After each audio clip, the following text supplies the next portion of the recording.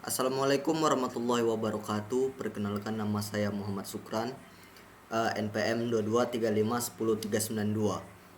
Baiklah, kali ini saya akan menjelaskan yaitu materi pengaruh ukuran blok untuk berbagai ukuran CADS. Ukuran blok dan ukuran CADS memiliki pengaruh yang signifikan terhadap kinerja caching pada sistem komputasi. Yang pertama yaitu lokalitas spesial.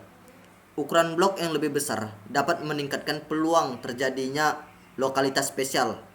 Lokalitas spesial terjadi ketika program mengakses data yang berdekatan secara berulang-ulang. Dengan ukuran blok yang besar, data yang berdekatan secara fisik akan disimpan dalam satu blok yang sama. Kemudian, lokalitas temporal. Ukuran blok yang lebih besar juga dapat mempengaruhi lokalitas temporal. Lokalitas temporal terjadi ketika program mengakses data yang sama secara berulang-ulang dalam jangka waktu yang singkat. Jika ukuran blok besar, kemungkinan data yang diakses berikutnya juga akan disimpan dalam satu blok yang sama. Hal ini mengurangi latensi akses ke memori utama karena data yang diperlukan sudah ada di cache, sehingga meningkatkan kinerja caching. Lalu kemudian overhead cache. Ukuran blok yang lebih besar dapat menyebabkan overhead cache yang lebih besar. Overhead cache adalah ruang yang dihabiskan untuk menyimpan data yang sebenarnya tidak dibutuhkan oleh program. Jika ukuran tersebut terlalu besar, kemungkinan hanya sebagian kecil dari blok tersebut yang digunakan, sementara sisa yang tidak digunakan. Hal ini mengakibatkan pemborosan ruangan cache yang dapat digunakan untuk menyimpan data yang lebih bermanfaat.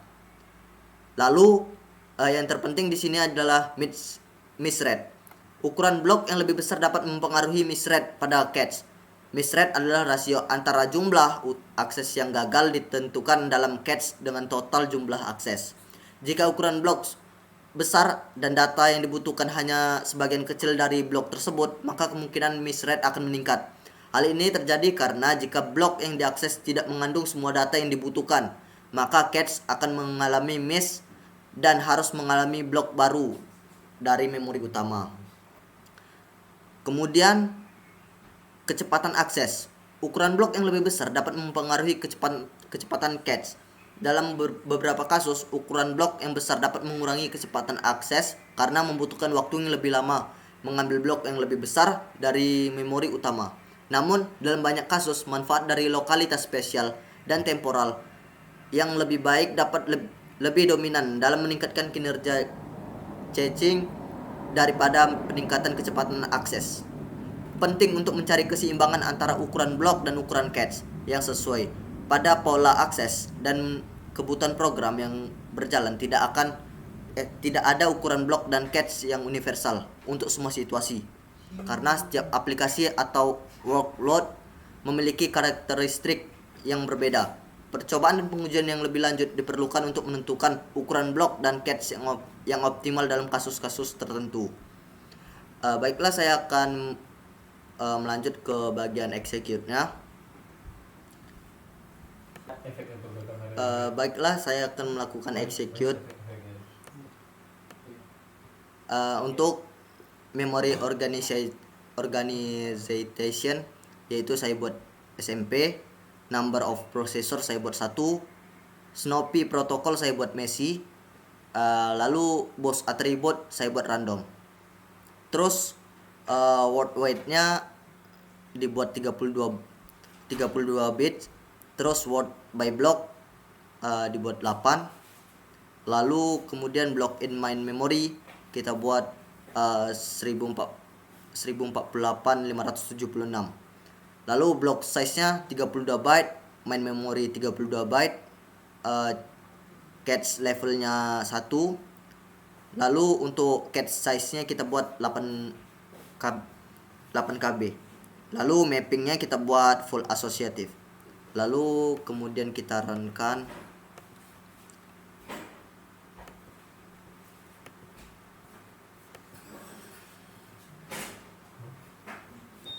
Sebentar. Dari kau memasukin sentinya yang biasanya diplo Langsung kita execute saja.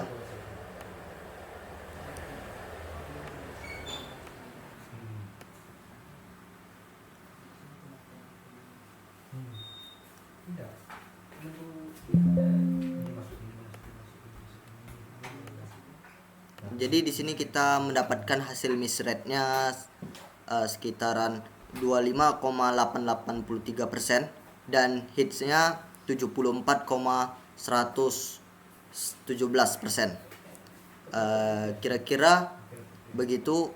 Selanjutnya ke materi kedua. Baiklah, perkenalkan, nama saya Muhammad Taufikur Rahman, NPM 2235 dari kelas 2C. Nah, kali ini saya akan melanjutkan materi yang pertama tadi, dan sekarang saya akan menjelaskan untuk materi yang kedua.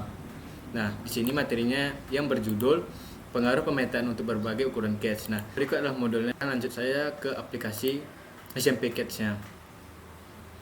Nah, pertama kita open dulu memori catch-nya. Kita menggunakan trace PRG dan menggunakan trace-nya IRPRG. Kita checklistkan panelnya. Kemudian kita buka multiprosesor, main memory, dan cache-nya. Nah, untuk SMP, untuk memory organization-nya kita atur menjadi SMP dan number of processor yang 1. Kemudian Snowflake protocol ini kita ganti menjadi Messi, dan bus attribution-nya tadi random. Kemudian worldwide byte-nya itu byte-nya 32. Worldwide byte-nya kita buat 32, dan word by block-nya kita atur menjadi 64.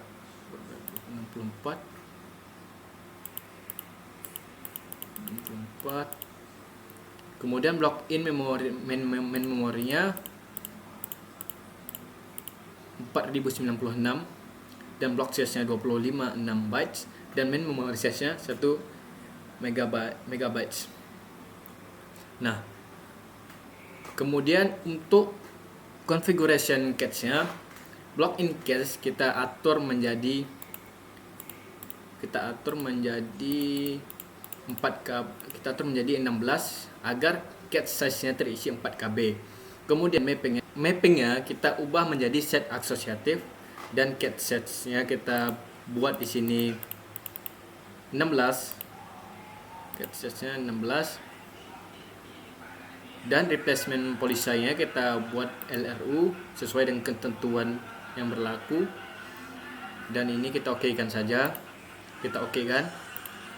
Dan yang terakhir kita okekan. Nah, selanjutnya kita runkan cache-nya ini. View evaluation-nya kita runkan di bagian cache-nya, kita atur di text karena kita akan menampilkan teks dari hit dan misses-nya. Nah, kemudian sebelum kita execute kita harus mengatur dulu ini ya. Step by step ini kita ubah menjadi complete. Nah, baru kita execute dan tunggu sampai execute selesai.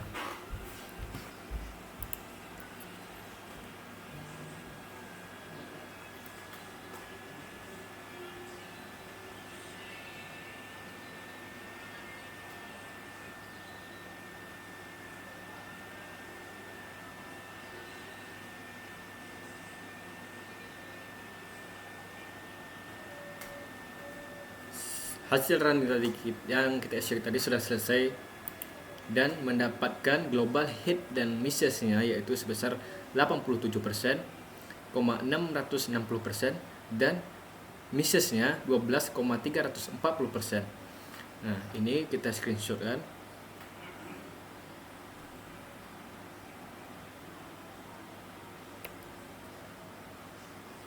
Kemudian kita pindahkan ke Word.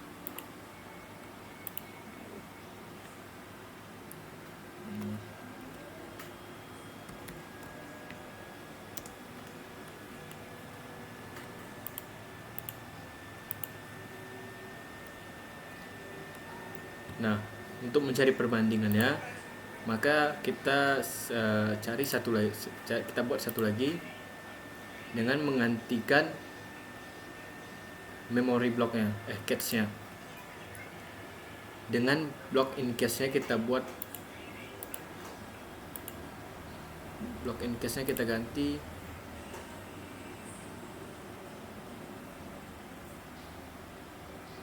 8 KB. Cache-nya.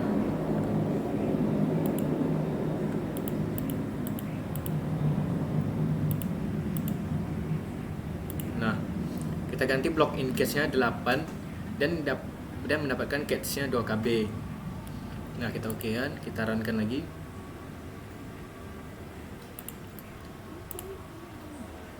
Kita ganti step by stepnya menjadi complete dan kita execute. Nah, kita lihat hit message-nya 91,673% dan message-nya 8,327%. Nah, ini sudah saya pindahkan ke dalam Word untuk perbandingannya dari 4 KB dan 8 KB. Nah, maka jika hits rate-nya adalah 87,660% dan mendapatkan misses rate-nya yaitu 12,340%, maka dari 8 KB kita mendapatkan 91,673% dan missesnya 8,327%. Sehingga dapat kita simpulkan bahwa semakin tinggi dari KB-nya itu, semakin tinggi KB-nya, maka semakin meningkat pula hits rate-nya, dan semakin menurun pula dari misses rate-nya. Sekian yang dapat saya jelaskan. Kemudian untuk materi selanjutnya mungkin akan dijelaskan oleh teman saya yaitu Fatur Rahman. Terima kasih.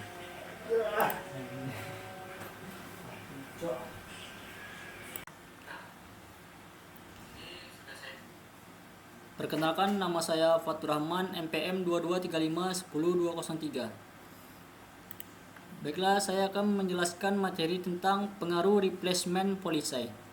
Kebijakan pergantian replacement policy dapat memiliki pengaruh signifikan pada berbagai aspek dalam berbagai konteks termasuk di bidang bisnis, teknologi, dan kehidupan sehari-hari. Berikut adalah beberapa contoh pengaruh yang mungkin timbul dari penerapan kebijakan pergantian. Yang pertama yaitu keuangan. Pergantian kebijakan dapat mempengaruhi keuangan perusahaan atau individu. Jika kebijakan pergantian melibatkan penggantian aset yang mahal atau inventaris, ini dapat mengakibatkan biaya yang signifikan. Sebaliknya, jika kebijakan pergantian memprioritaskan perawatan dan perbaikan yang teratur, ini dapat membantu mengurangi biaya jangka panjang. 2. Efisiensi. Pergantian kebijakan dapat mempengaruhi efisiensi operasional.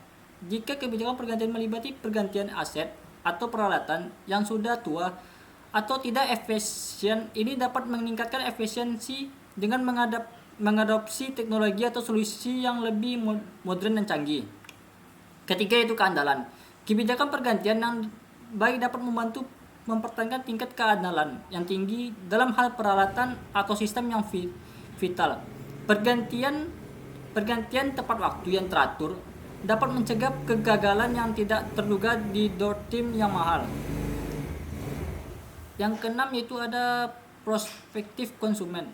Dalam konteks konsumen, pergantian kebijakan dapat mempengaruhi persepsi dan kepuasan konsumen. Jika kebijakan pergantian konsumen mempengaruhi persepsi dapat yang baik dengan kemudahan pergantian atau jaminan produk yang kuat, ini dapat meningkatkan kepercayaan konsumen dan membangun hubungan jangka panjang dengan merek atau perusahaan. Penting untuk mengakui bahwa pengaruh kebijakan pergantian dapat bervariasi tergantung pada konteks dan tujuan yang diinginkan. Setiap kebijakan pergantian harus dipertimbangkan dengan cermat untuk memastikan dampaknya sesuai dengan kebutuhan dan sasaran yang diinginkan. Baiklah, selanjutnya saya akan menjalankan SMP check. Kemudian konfigurasi sistem dengan karakteristik arsitektur sebagai berikut. Dengan open memory tracks PRG, terus saya akan menggunakan hydro checklistkan panelnya. Oke.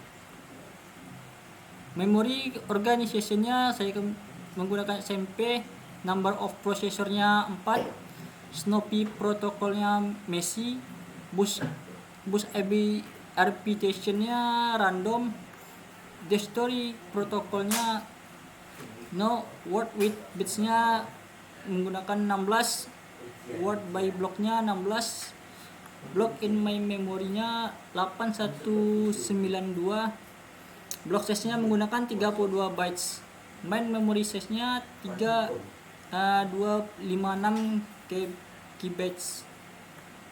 Terus block in chest-nya menggunakan 128, chest size-nya 4 kibytes, mappingnya set asosiatif dengan check set-nya 16, replacement policy-nya menggunakan random, waiting strateginya with back club oke. Selanjutnya kita akan selanjutnya kita akan mengerannya oke dengan complete. Selanjutnya kita execute.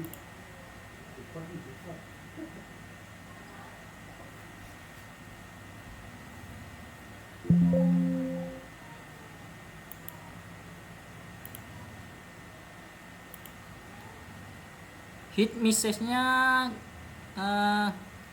hitsnya dengan rate 83968% dengan message-nya 16,032%. Selanjutnya ini kita ubah ke LRU. Oke, kita run lagi. Oke, langsung complete, execute. Kita tunggu.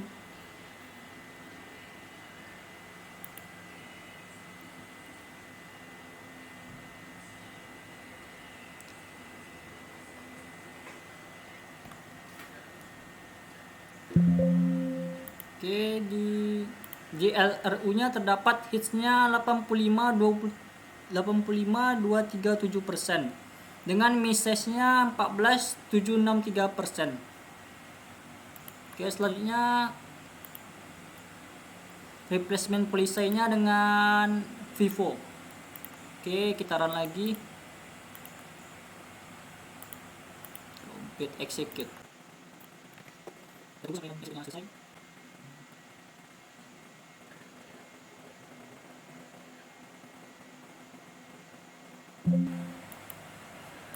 Baiklah, dalam Vivo terdapat hitsnya 84,861% dengan message 15,139%.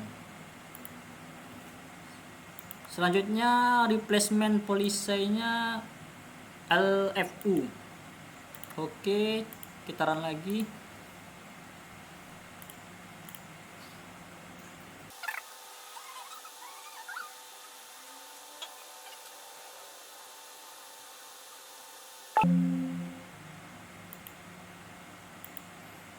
Terdapat hitsnya 84,861% dengan message 15,139%. Baiklah, itulah materi tentang pengaruh replacement policy dengan menjalankannya. Sekian, terima kasih. Assalamualaikum warahmatullahi wabarakatuh.